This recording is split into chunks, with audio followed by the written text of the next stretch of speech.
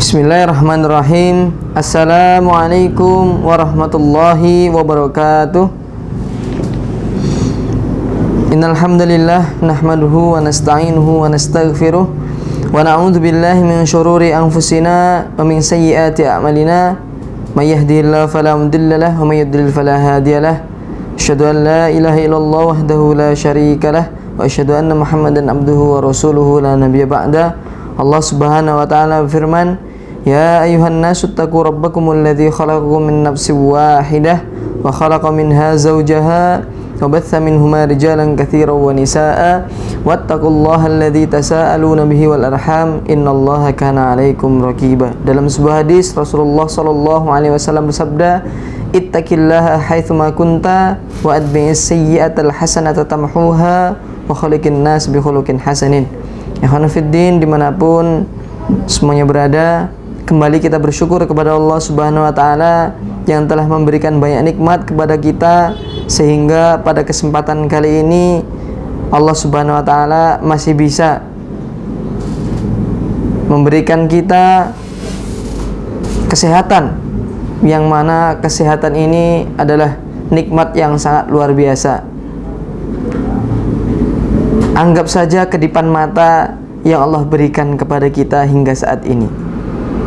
Bisa dibayangkan ketika kita tidak bisa berkedip mata 5 menit saja, niscaya hilang kenikmatan tersebut. Mata ini akan meneteskan air mata,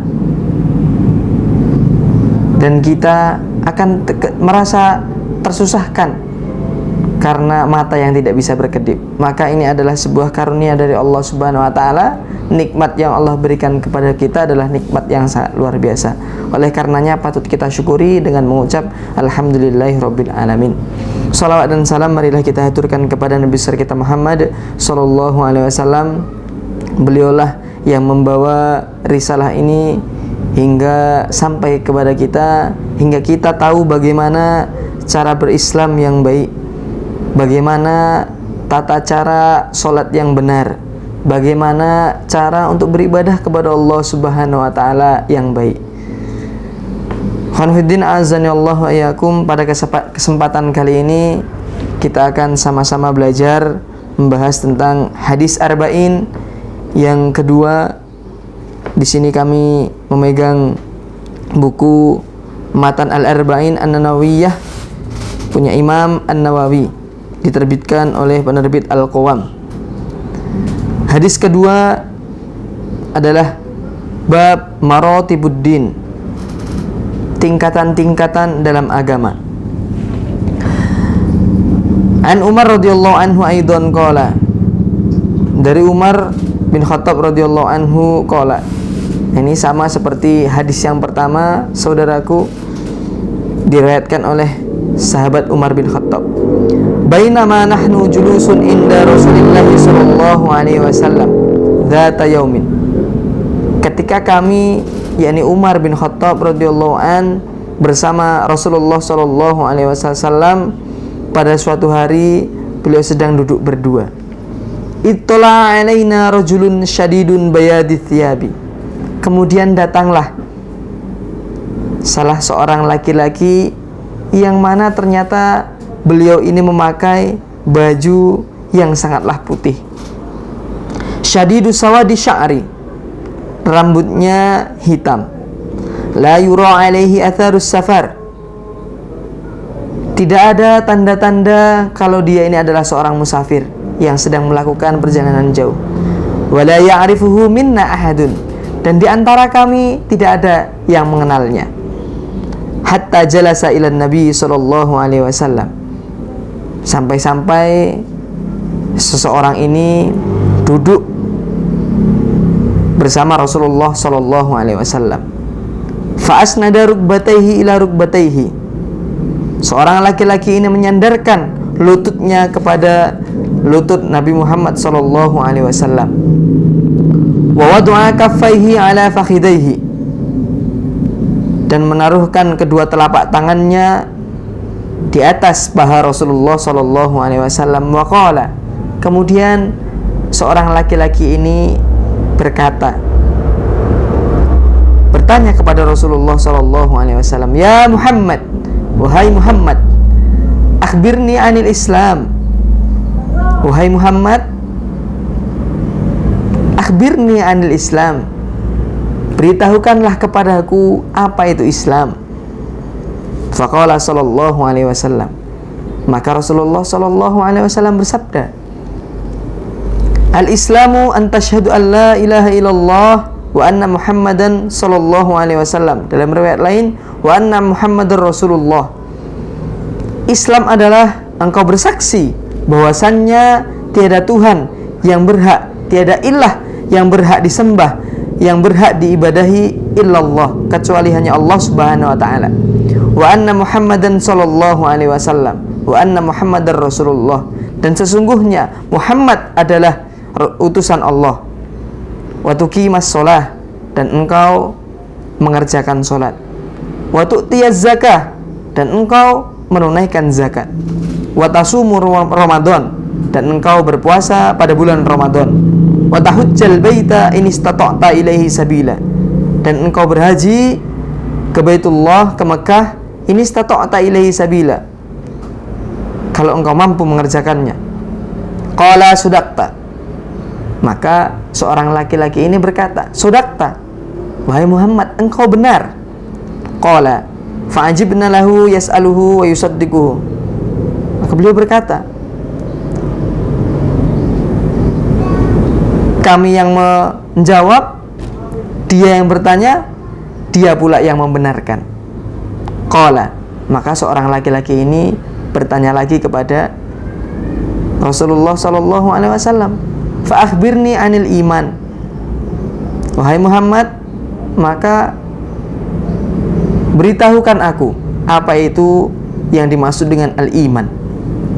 Qala an tu'mina billahi wa malaikatihi wa kutubihi wa rusulihi wal yaumil akhir. Maka Rasulullah sallallahu alaihi wasallam bersabda, engkau beriman kepada Allah Subhanahu wa taala dan malaikat-malaikatnya dan kitab-kitab Allah Subhanahu wa taala dan rasul Allah Subhanahu wa taala, para utusan Allah Subhanahu wa taala, dan engkau beriman wal yaumil akhir, dan engkau beriman kepada hari akhir, hari kiamat kelak. Wa tu'mina bil qadari khairihi wa syarrihi, dan engkau beriman dengan qada, ketetapan baiknya maupun buruknya. Qala sodakta. Maka seorang laki-laki ini membenarkannya lagi. Qala fa akhbirni anil ihsan. Seorang laki-laki tadi pun bertanya lagi, wahai Rasulullah, beritahukan kepadaku apa itu ihsan. Qala an ta'budallaha ka'annaka tarahu. Rasulullah sallallahu alaihi wasallam bersabda, engkau beribadah kepada Allah Subhanahu wa taala ka'annaka tarahu, seolah-olah engkau melihat Allah Subhanahu wa taala. Fa illam takun tarahu fa innahu yaraka. Jika engkau tidak melihatnya, seolah-olah dia yang melihat Anda. Qala, maka tidak puas dari itu semua, seorang laki-laki ini bertanya kepada Rasulullah. Qala fa akhbirni anis sa'ah. Wahai Muhammad, beritahukan kepadaku apa itu as-sa'ah, hari kiamat. Qala mal mas'ulu anha bi'a'lam minas sa'il. Maka Rasulullah sallallahu alaihi wasallam bersabda, mal mas'ulu anha bi'a'lamu minas sa'il. Orang yang ditanya hendaklah lebih tahu daripada orang yang menanyanya. Qala, maka seorang laki-laki ini bertanya lagi kepada Nabi Muhammad, fa akhbirni anis sa'ah. Wahai Muhammad, beritahukan kepadaku kapan hari kiamat itu akan terjadi. Qala, maka Rasulullah sallallahu alaihi wasallam bersabda, mal mas'ulu anha bi'a'lama minas sa'il. Orang yang menanya adalah orang yang paling paham, orang yang lebih paham daripada orang yang ditanya. Qala fa akhbirni an amaratiha. Kemudian lelaki ini bertanya lagi kepada Rasulullah, wahai Muhammad, sebutkanlah kepadaku an amaratiha, tanda-tanda daripada hari kiamat tersebut. Qala, Rasulullah sallallahu alaihi wasallam bersabda, an talidal amanatu rabbataha. Yang pertama, seorang budak wanita yang melahirkan tuannya. Wa antaral khufatal uratal alata ri'a'asya yatatawaluna fil bunyan. Kemudian ketika engkau melihat orang yang tak beralaskan kaki, orang yang tak berpakaian, ataupun orang yang telanjang, al-alata ri'a'asya, penggembala kambing, berlomba-lomba, bermegah-megah untuk meninggikan bangunan. Qala thummang talaqa falabittu maliyan. Kemudian lelaki itu pun pergi meninggalkan Muhammad Rasulullah sallallahu alaihi wasallam dan juga meninggalkan Umar bin Khattab. Falabittu maliyan. Kemudian Umar tercengang sebentar, terdiam sebentar. Tsumma qala. Kemudian Rasulullah sallallahu alaihi wasallam bertanya kepada Umar, "Ya Umar, atadari manis sa'il?" Wahai Umar, apakah engkau tahu siapakah yang bertanya sejak dari tadi itu? Qultu, maka Umar bin Khattab radhiyallahu anhu menjawab, "Allahu wa rasuluhu a'lam." Wahai Muhammad, wahai Rasulullah, sesungguhnya Allah dan Rasulnya adalah orang yang lebih tahu daripada itu. Qala fa innahu Jibril atakum yu'allimukum dinakum. Wahai Umar, ketahuilah bahwa yang tadi datang ke sini, seorang laki-laki tersebut adalah Jibril. Atakum yu'allimukum dinakum. Ia datang untuk mengajarkan kepada kalian perkara agama kalian. Hadis riwayat Bukhari. Hanafiddin azani Allah wa iyyakum. Dalam hadis yang kedua ini, dalam kitab hadis Arba'in, hadis ini banyak sekali faedah yang dapat kita ambil daripada hadis ini. Dalam syarah An-Nawawi disebutkan bahwasannya hadis ini adalah hadis yang menjelaskan tentang pokok-pokok perkara dalam agama. Hadis ini menjelaskan tentang tingkatan-tingkatan dalam agama. Yang pertama adalah Islam. Yang kedua adalah al-iman, dan yang ketiga adalah al-ihsan. Maka Islam ini memiliki 5 rukun. Kemudian iman ini memiliki 6 rukun. Rukun Islam, syahadat. Kemudian yang kedua adalah sholat. Yang ketiga menunaikan zakat. Yang keempat puasa pada bulan Ramadan. Dan yang kelima adalah haji bagi siapa yang mampu. Khanafiddin azani Allah wa iyyakum. Antara Islam dan iman, maka para ulama ini ada yang berpendapat, dan banyak bahkan, annal Islam wal iman idza ijtama'a iftaraqa wa idza iftaraqa ijtama'a. Bahwasannya ketika Islam dan iman itu digabungkan, maka sesungguhnya makna ketika digabungkan itu berbeda. Wa idza iftaraqa ijtama'a. Kemudian ketika iman dan Islam itu dipisah, artinya berdiri sendiri, maka maksudnya adalah sama. Jadi ketika Islam dan iman digabungkan, maka Islam ini adalah pengertiannya tentang amalan yang zahir, seperti syahadat, sholat, zakat, puasa, dan haji. Nah kemudian ketika iman berbarengan dengan Islam, maka yang disebut adalah amalan hati. Beriman kepada Allah, beriman kepada malaikat Allah, beriman kepada kitab-kitab Allah, dan lain sebagainya. Namun ketika dipisah dan berdiri sendiri, Islam itu mencakup keduanya, mencakup Islam dan juga iman.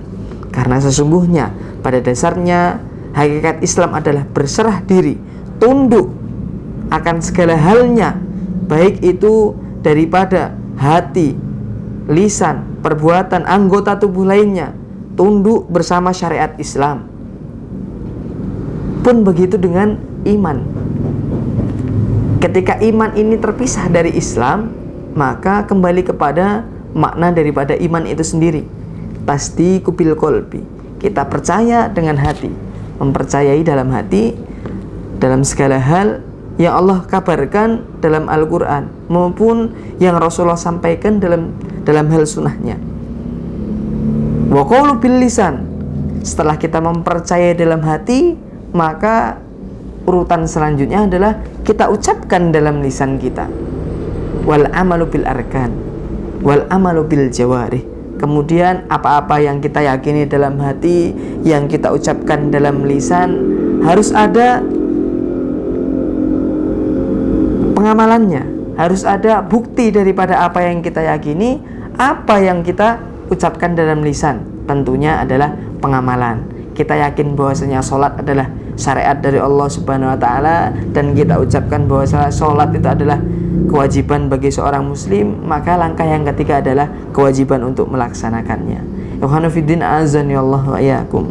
Kemudian pada pembahasan selanjutnya, Rasulullah Shallallahu alaihi wasallam ketika ditanya, "Wahai Muhammad, kapan hari kiamat itu terjadi?"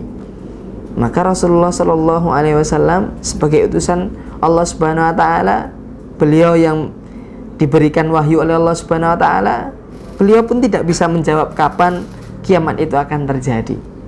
Dalam sebuah hadis dinyatakan bahwasanya hari kiamat itu akan terjadi pada hari Jumat, tapi kapannya tidak diberitahu oleh Allah Subhanahu wa taala. Hikmahnya adalah kita disuruh untuk, mungkin saja hikmahnya adalah ketika kita tidak mengetahui kapan hari kiamat tersebut, kita harus mempersiapkan segala-galanya. Yang Rasulullah sebutkan ketika ditanya adalah tanda-tanda daripada hari kiamat. Maka yang pertama beliau sebutkan, angtalidal amatu rabbataha. Seorang budak wanita melahirkan tuannya. Khonfidin azani Allah wa yakum. Maknanya apa? Jadi dalam sebuah hadis ini, ketika kita membuka syarah hadisnya, ada dua makna. Makna yang pertama, memang seorang budak wanita melahirkan tuannya. Ini ketika zaman Rasulullah sampai zaman kekhalifahan Turki Utsmani, ketika perbudakan di waktu itu masih berlaku. Nah, jadi seorang budak wanita melahirkan tuannya. Jadi ia mengandung daripada hasil daripada majikan laki-lakinya. Nah, kemudian ketika ia lahir dan status anak ini sudah dibebaskan oleh tuannya, lalu ibu yang statusnya budak wanita ini masih menjadi status budak. Inilah yang dimaksud dari hadis angtalidal amanatu rabbataha. Lalu bagaimana kondisi sekarang ini? Apakah masih ada? Nah, ikhwan fiddin, untuk yang seperti ini, syariat ini bukan tidak ada, bukan dihapus. La yunsakh fa innahu yunsa. Jadi syariat perbudakan ini untuk saat ini, mungkin ketika kita lihat realita tidak ada, bukan berarti ini terhapuskan. Akan tetapi ditunda. Bisa jadi 10, 20, 50, 100 tahun, bahkan berabad-abad yang akan mendatang, ini akan timbul lagi, akan kembali lagi sebagaimana dahulu ketika zaman Rasulullah SAW ataupun zaman kekhalifahan setelahnya. Yunsa, ini ditunda. Kemudian ada yang ulama yang mengartikan bahwasanya angtalidal amatu rabbataha, seorang budak wanita yang melahirkan tuannya adalah ketika seorang ibu yang melahirkan anaknya, kemudian anak ini durhaka kepada ibunya. Ketika diperintah tidak mau. Maka inilah yang dimaksud yang nomor 2, antaidal amatu rabbataha. Kemudian wa antaral khufatal uratal alata riya'asya yatatawaluna fil bunyan. Hingga sampai saat ini pun kita melihat kalau kejadian yang Rasulullah sebutkan ini. Tidak beralaskan kaki, dia tidak berpakaian, berpakaiannya compang-camping, yang mungkin kurang pantas kalau di hadapan kita. Al-alata, penggembala kambing. Ri'a'asya yatatawaluna fil bunyan, ia bermegah-megah, berlomba-lomba untuk meninggikan bangunan. Orang yang statusnya penggembala kambing, orang yang susah, namun mati-matian untuk mendirikan bangunan. Nah, inilah yang terjadi pada akhir-akhir ini. Qanfiddin azani Allah wa iyyakum. Hadis ini adalah hadis yang sangat luar biasa kepada kita, banyak mengajarkan kepada banyak hal. Maka dalam hadis ini Imam Nawawi sebutkan tentang marotibuddin, tingkatan-tingkatan dalam agama. Oleh karenanya, saudaraku, mari kita benar-benar pahami betul tentang tingkatan agama yang ada dalam hadis ini.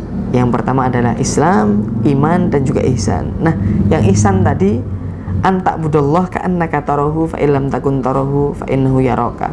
Nah, ini lebih tinggi daripada tingkatan Islam, iman. Kenapa? Anta'budallah ka'annaka tarahu. Ketika kita beribadah kepada Allah Subhanahu wa taala, seolah-olah memang kita dilihat oleh Allah Subhanahu wa taala. Ketika kita tidak melihat, merasa tidak dilihat oleh Allah Subhanahu wa taala, maka seolah-olah Allah itu melihat kita. Ini yang sulit. Kalau boleh mengambil istilah lain adalah ini kalau dalam sholat, dalam perihal sholat ini seperti orang yang khusyuk. Mungkin pengertian ihsan ini bisa dikonotasikan orang yang khusyuk dalam sholat, karena pada hakikatnya makna khusyuk menurut istilahan para ulama tidak ada yang mendefinisikan secara khusus. Ada yang berpendapat bahwasanya ketika kita khusyuk dalam sholat adalah ketika kita memang dalam sholat itu kita benar-benar merasa kita sedang diawasi oleh Allah Subhanahu wa taala. Seolah-olah kita memang betul-betul menghadap kepada Allah Subhanahu wa taala. Sehingga dahulu ketika ada salah seorang sahabat yang ingin dipotong, diamputasi kakinya, ketika itu ia mengajukan sebuah permintaan. Apa itu? Untuk melakukan sholat 2 rakaat. Nah, ketika sujud, maka potonglah kakiku, katanya. Maka ketika sujud, betulan temannya yang ingin memotong kakinya ini dengan pedang, ketika sujud langsung dipotong. Dan dirasakan apa tidak? Tidak, saudaraku. Nah, inilah derajat ihsan yang paling tinggi. Susah bagi kita, tapi insya Allah bisa kita usahakan untuk menuju yang sedemikian. Semoga kita bukan orang-orang yang termasuk ingkar di jalan Allah Subhanahu wa taala, berusaha untuk selalu memperbaiki diri. Boleh jadi yang selama ini kita hidup, tingkatan ihsan ini mungkin belum pernah kita rasakan. Ketika kita beribadah, kita seolah-olah diawasi oleh Allah Subhanahu wa taala. Allah itu hadir melihat kita. Ataupun ketika tidak seperti itu, kita yakin seolah-olah Allah itu memang langsung lihat kepada kita. Mungkin kita belum sampai seperti itu. Namun, ikhwan fiddin, saudara-saudaraku, berusahalah untuk menjadi orang yang paling baik. Karena sesungguhnya Allah Subhanahu wa taala akan mencari orang yang paling baik di antara kita adalah tentang ketakwaan kita, ketaatan kita kepada Allah Subhanahu wa taala. Demikian yang dapat kami sampaikan. Lebih kurangnya kami mohon maaf yang sebesar-besarnya. Billahi taufiq wal hidayah. Assalamualaikum warahmatullahi wabarakatuh.